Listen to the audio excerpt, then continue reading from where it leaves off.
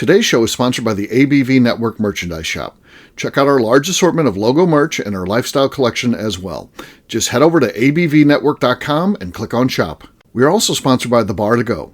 The Bar to Go offers a fully customizable carrying case that allows you to take your favorite distilled spirits or cocktail ingredients with you. Whether you're looking for yourself, a customized gift, or logo items for your business or event, The Bar to Go can help.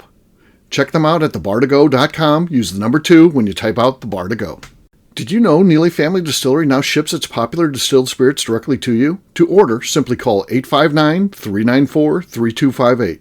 Tell them the ABV Network sent you. Finally, we are sponsored by the upcoming ABV Barrel Shop, a new liquor store experience coming to St. Louis, Missouri. The ABV Barrel Shop will serve as home to the ABV Network and will be owned and operated by Steve Akeley, Jim Fasnacht, and Scott Creighton, a.k.a. the Barrel Buddies.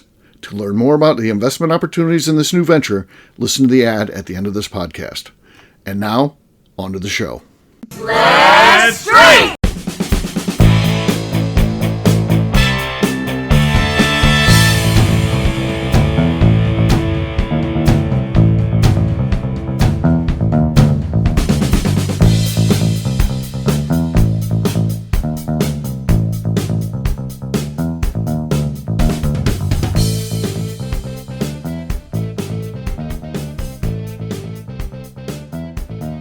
Welcome to the Bourbon Daily, the podcast about everything bourbon delivered to you every day of the week. Today on the show, we will talk to Heidi Fasnacht about her bourbon journey. My name is McNew. Please join me in welcoming my co-host, Steve Akeley, along with our special guests, Heidi Fasnacht and Lenny Eckstein.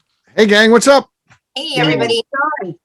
Hey, so yes, we are going to find out about Heidi's bourbon journey. This should be very exciting. We'll get to that after the break. For right now, Lenny said there's something he wanted to talk about, though. What is that, Lenny?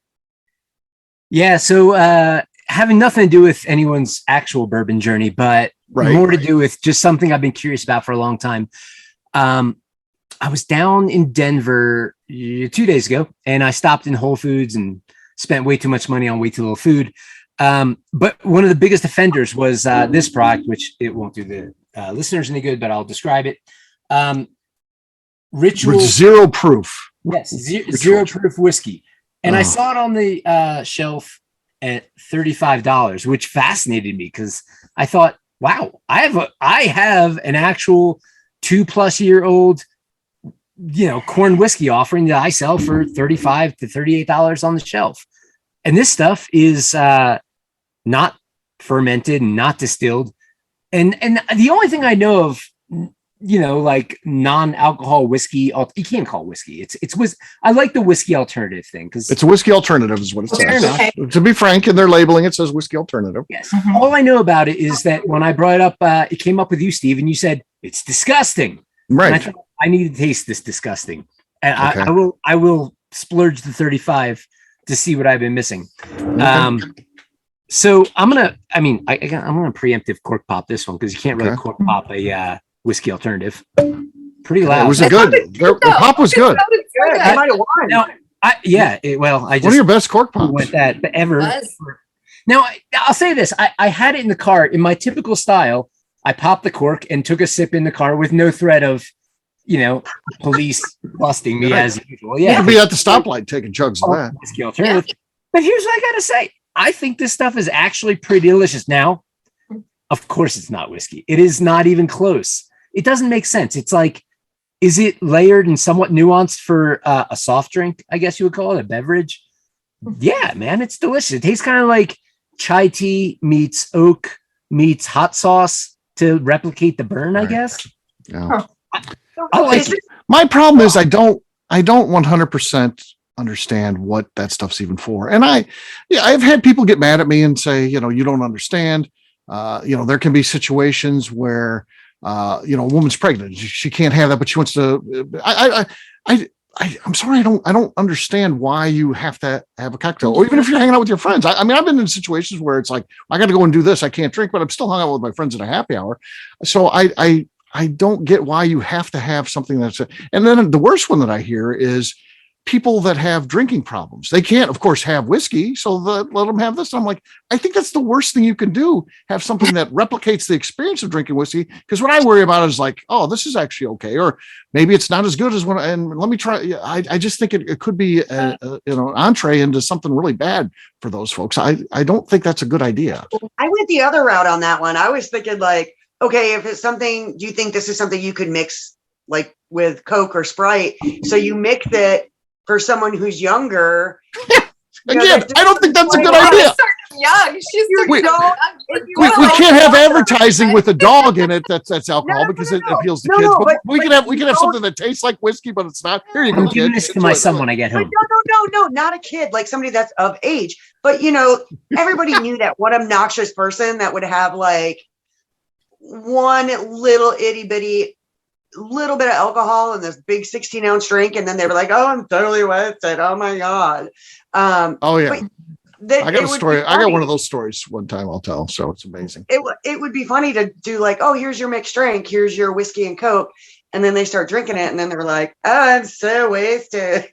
Yeah. Yeah. So my thing with these and it's with the whole mocktail movement too, where I have seen people who are sober be like, well, I went to a wedding and the only non-alcoholic thing they had was like kids drink or a soft drink. Like, I want to look like I have something too. I want to feel like an adult.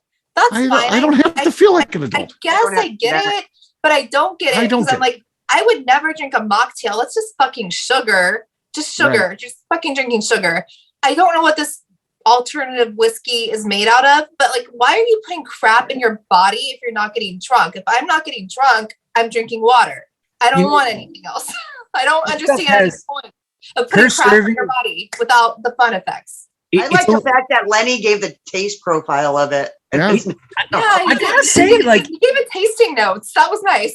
That's a really good one. Like, if this didn't come in a proper whiskey bottle, it looks good. It actually looks interesting. I would look at that label and be like, "That's cool. I want to buy it." I probably would have bought it too. But here's the thing: like, if it came in a bottle, like similar to like kombucha or whatever else that costs like $3.50 a bottle, I'd buy it. It's delicious. It tastes like it's one of the most complex non-alcoholic drinks I've ever tasted. But it's not even close to the experience of sipping a bourbon or any whiskey. It's layered, nuanced, but not even close to that level. Now, I don't give a fuck. I don't have to fill those shoes of someone who is like, well, I won't drink bourbon, so I'll drink this. I kind of look at it as good for them. Like, I guess they got something, maybe, but I would buy it. I would buy it just to drink in the afternoon because it's tasty while I'm driving. It's like great, better than iced tea. It's good. It just costs goddamn much. $35. That's where I would. If I walked into somewhere and I'm kind of browsing the whiskey, bourbon, tequila, whatever aisle, the spirit aisle, and all of a sudden I saw a cool label, but then I look at it and I'm like, zero what? Yeah, I'm done. I'm gonna keep going. Now Lenny's in favor. Let's not forget Lenny's vegan, and they always want to have like tofu that's shaped like chicken legs or plant-based, what looks exactly like a burger. I don't understand. If you're a vegan, don't eat the stuff. Why do you want stuff that kind of looks like it? I like meat, but I don't be like, give me some broccoli, that's actually ribeye that looks like broccoli. I don't do that. I don't. Set the record straight. I'm not a vegan. I'm a fish hunter. I'm a fish eater. I don't do. But that being said, I will get down with like, let's call it like tofu triangles with buffalo sauce on them. It tastes a whole lot like buffalo wings. Texture's a little different, but the flavor is really good. And if you like buffalo, that's fine. I actually don't care about if it tastes good with the sauce. What I don't like is it has to be shaped like that and look like that. Look at this. Oh yeah. That knowing. I'm with you. I love tofu. If it's cooked the right way with the right sauces, I like tofu. Yeah, no, I'm also here for that because like I don't really care about food. I really like sauces. So all food is just a vessel for sauce. Like I don't really give a fuck what. But you don't like mustard though, right? You don't like mustard. I do like mustard. Are all beverages a vessel for intoxication? And that's yes, unless it's water. I'm not going to say no, but I will say like. Anything that costs $35 for a bottle that size, it better get me drunk. That's what I want. If this was $8 a bottle, I would buy it. Okay, then maybe. $35 kind of sucks, but you know what? Have at it, guys. Have at it, Ritual Whiskey Alternative. I hope they. No. Okay, all right. So I work in retail, and during the holidays there was a couple of stressful days, And my boss was stressed out too about some stuff. And my boss was venting, and I was like, yeah, I get it. I was like venting a little bit back, and then my boss was venting even more. And I was like, what would really solve this if we brought back like being able to drink at work, even if it was just like for every 4 hours you work, you get to do a shot. You get a 1 ounce or a 2 ounce pour, and I go, Lenny does it. Why? Because everybody that I ever see in the whiskey and the bourbon industry that is at a distillery, they're tasting stuff all day long and they're always happy. Yeah. Yes. I drink on my job. I'm drinking right now on my job. Three martini lunches need to come back, or 3 whatever you like lunches need to come back. You're going to have a good day. Yeah. Yep. There you go. All right. Well, on that note, it's time to drink. Let's put away our fake whiskeys and put away those chicken wings that are fake too, Lenny. And nonsense. They're staying out. Yeah. All right. What is everyone drinking? Let's start with Heidi. Heidi, what do you got? I've got a single barrel of Peerless. It's the Martin Wine and Spirits. Okay. From New Orleans. Yeah. Not a new bottle. Okay. About halfway gone. Okay. Looked like she was working a combination lock there. She was twisting and yeah. All right. It was audible. Let's see. That could be enough. I've got the Remus Volstead Reserve. This is the good stuff. This bottle could kill. That's a good bottle. This bottle, Heidi may find one time in an antique show, and she'd be like, walk away from that one. Someone killed someone. Has good vibes. Yeah, has good vibes. Here we go. Now, Heidi's is better. What do you got, Lenny? Sticking with the American single malt thing, I've got some Balcones lineage. Oh God, that was negative cork pop. Negative cork pop. You actually are in the hole right now. All right, McNew, you're next.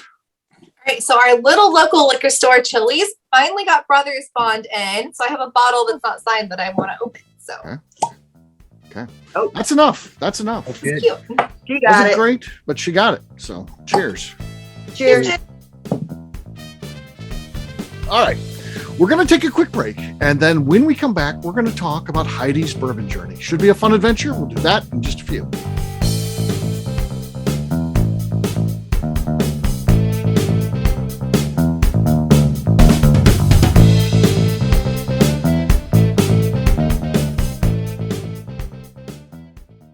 Hello, this is Steve Akeley of the ABV Network. Let's talk about the people who make this show happen. First up is Leatherwood Distillery in Pleasant View, Tennessee. Company founder Andy Lang started distilling as a hobby while serving his country as an elite Green Beret. Andy distilled all over the world during his time in the military and brought this passion back to him in the U.S. when he returned home. A visit to Leatherwood combines Andy Lang's unique distilled spirits and a museum of artifacts from his time serving the U.S. Share a drink with a fallen soldier at their bar where you can grab an acrylic bio off the wall that celebrates the individuals who gave the ultimate sacrifice to protect his or her country. They will also ship their distilled spirits directly to you, so check them out at leatherwooddistillery.com. We are also sponsored by Moonshine University.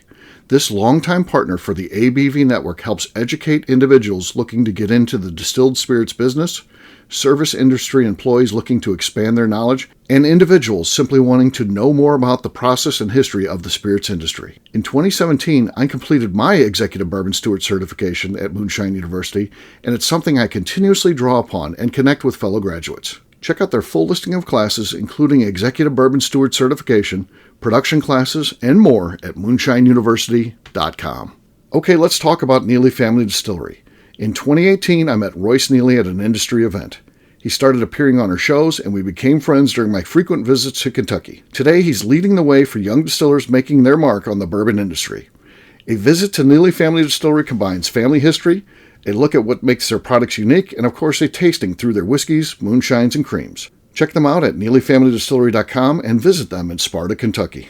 All right, back to the show.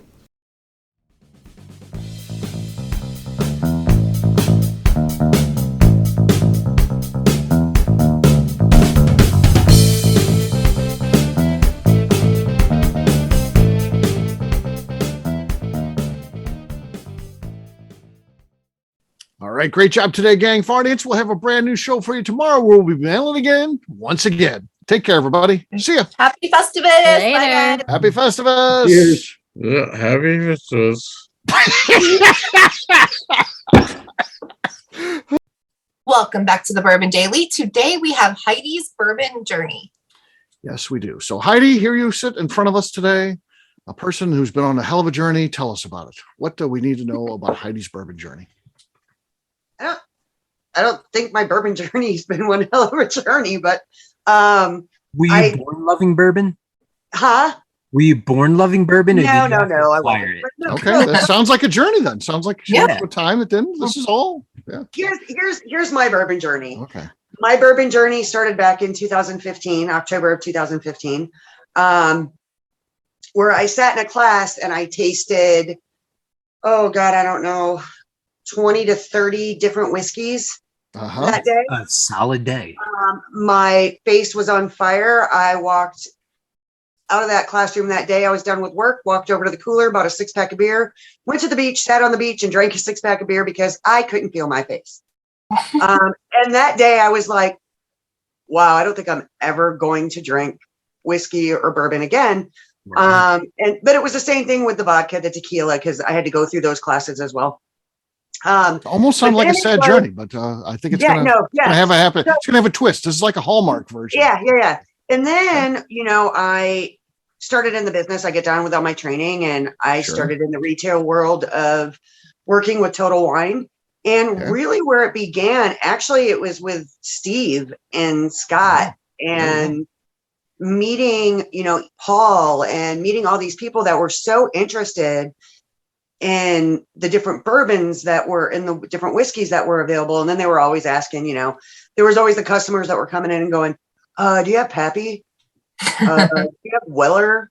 Do you have Handy? And I'm like, no, we don't have those. But then it really intrigued me. So then I started looking into it and I started looking this stuff up and, and then getting invited to other people's houses to try, different bourbons and different whiskeys.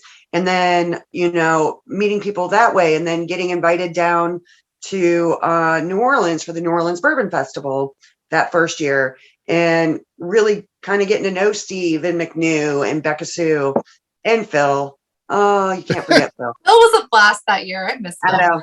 And Justine and even the other guy that was down there. But then, getting to know everybody knows what we're talking about, except for Lenny. We'll fill you in later.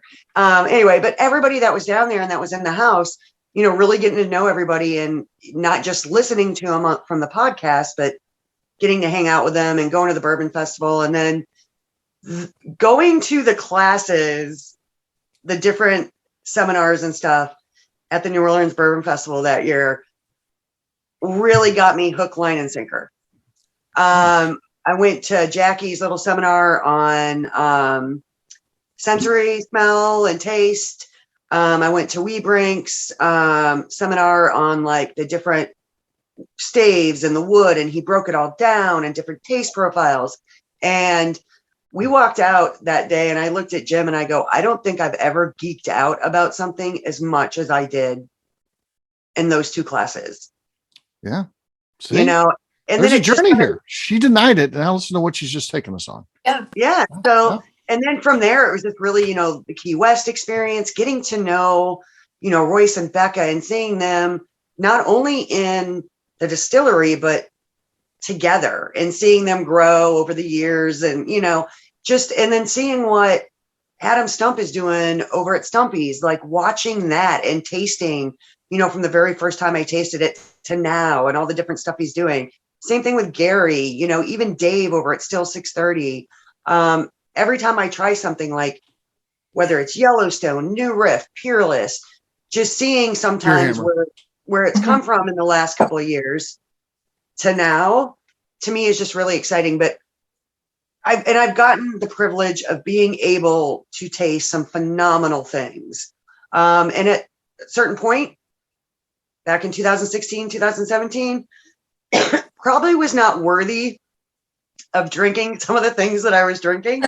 But it was open. So, and the rule is if it's open, you can try it. So I would try it. And sitting around and listening to everybody. I mean, so many conversations at Paul's around the bar, with Steve and the legend and just Friar Tuck and, all these different people. you know what I'm talking about. I don't think he listens, so you're fine. Okay. He knows I call him that, so it's fine. But just listening to people and their passion about it, and like the little itty bitty arguments about, well, I don't get that taste profile, I get this and this. Well, you're crazy because I get this, it's just, it's fun, and everybody just always has a good time. And, I see people get drunk and act stupid and do weird things, but it's all in good fun. And then we get to make fun of them later for it. And then we move on, but nobody's ever getting mad and doing like stupid, crazy stuff. And it's always fun. And I feel like bourbon and those were fun events. You get into this whole thing too. It's just this cross section of people, just, all different ages. He had young people in there all the way to people that are in their 60s that are there. And then it's people that podcast like yourself, people that are just passionate about it, that you meet and you become friends with. And then it's meeting master distillers, meeting owners, it's like this crazy bourbon whiskey world and it's a family. Mm-hmm. It's so Heidi, I have a question for you, because your experience is very friend based. Like, these people, you've had a great experience. Do you think if you got into like tequila or mezcal, would your journey or experience be the same with any other spirit? Maybe if you're Mexican, it would be. No, that was just an example. Anything else, I don't think has the community feeling that bourbon has right now. I don't, because, there's, like with bourbon, there's the laws of bourbon, but then it can't, then that sometimes goes out the window, and then this doesn't, but that does. And as long as it's 51% corn, and you have the people from Kentucky that are like, it's not bourbon if it doesn't come from Kentucky, and it's like, it's fun to watch like that kind of group. I think that the difference with bourbon is just, it's so immersive. I mean, you can travel to go to distilleries, to festivals, to dinners, to gatherings. When you're home, you can do online events nonstop.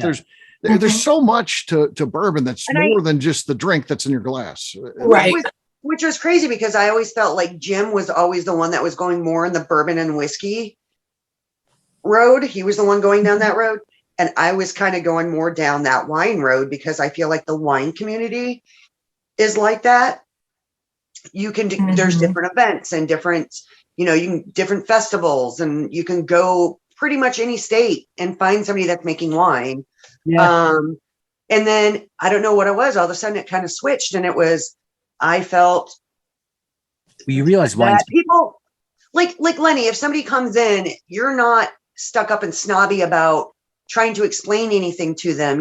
If people honestly want information or want to know things, you're going to explain it to them, and you're going to explain it in a way where everybody, if they're in a group, everybody is going to understand it and tell a story. That's what I get everywhere I go with bourbon or whiskey.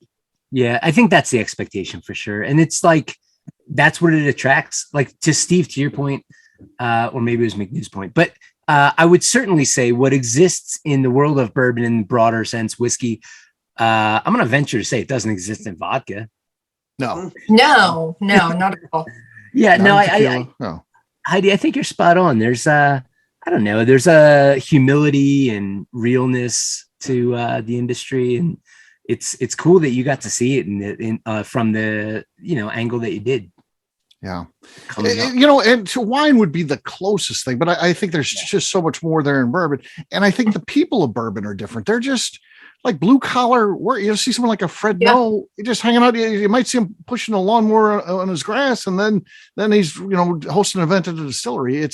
Wine is very different. Wine is very white collar, very suited up and snooty. And I think it's just different. Like, it's crazy how many people that we have met that own distilleries and also are the distillers. And you walk away from it going, wow, they're just so down to earth. Really? I mean, he's a farmer that decided he wanted to do something a little bit different than what the rest of the family wanted to do. And so he got into this, but at heart, a lot of distillers are family, and they're about, farming or the earth, and, about their distillery and making great product. And a lot of them want the best of the grains and everything that go into that product. So it's like, you're sitting there talking to them, and it's like, wow, at heart, this person's just like a farmer, just this down home family person that wanted to start distilling. Yeah, there you go. There you go. Well, Heidi, what a journey it's been. Thank you for telling us a little bit about all that you've got going on and how you got to where you're at today. You've ascended to the lofty spot you are in today. So that was interesting. All right. We'll wrap this one up as we always do by talking about where people can find us. Heidi, we're starting with you. Where can people find you? You can find me on Facebook as Heidi Topol Eller, or you can find me on Instagram as Heller_Barrel Babe. All right. Lenny, how about you? You can find me and the rest of Deerhammer on social media at Deerhammer, on the website deerhammer.com. You can also order all of our offerings. They all have alcohol. Not all. Hey, most. Right. That's not true. Soon it'll be all. The really good stuff he holds back. I know this because I've tried to get some of it. And he's like, well, that's not available on the site. Yeah. Why do you gotta visit that, Steve? Visit. Yeah, Steve's not wrong. That's true. But we're working on that. Anyway, yes, all alcoholic offerings, no non-alcoholic. And so order those and come visit us in beautiful Buena Vista, Colorado. Sounds good. McNew, how about you? I am on Instagram at McNew ABV. All right. For me, I'm an easy guy to find. I'm at Steve Akeley on Twitter, Instagram, or Facebook. I've got a website, steveakeley.com. We've also got a company website. That thing's abvnetwork.com. Check it out because everything that we do is out there. We've got our shop out there. We've got our classes out there. So much more. abvnetwork.com. McNew, anything else to say before we get out of here? I'd like to remind the audience to please give us a 5-star review that includes comments. It helps new people find the show, which is very important to us. And if you like what we're doing, we ask that you please visit our Patreon page at patreon.com/the ABV Network. All right. Great job today, gang. For our audience, we'll have a brand new show for you tomorrow. Looking forward to that. Until then, take care, everybody. See ya. Bye. Bye. Peace.